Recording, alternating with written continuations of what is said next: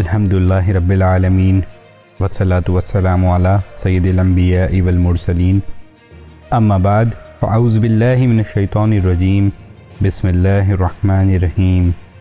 تاریخ گواہ ہے کہ جب بھی کسی نے اللہ اور اس کے بھیجے ہوئے پیغمبروں کی تحقیر کرنے کی جرت کی ہے تو وقت نے اس کو کرارا جواب دیا ہے۔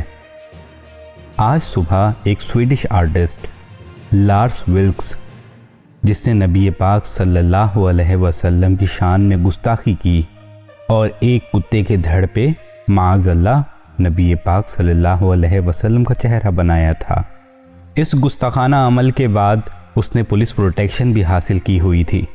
تمام تر حفاظتی انتظامات کے بعد آج کی صبح وہ ایک حادثے میں مارا گیا، اور صرف یہی نہیں، وہ پولیس والے جو اس کی حفاظت پر مامور تھے وہ بھی جہنم رسید ہوئے۔ آپ سے درخواست ہے کہ نبی پاک صلی اللہ علیہ وسلم کی بارگاہ میں درود شریف پڑھ کے ان سے اپنی محبت کا اظہار کیجیے۔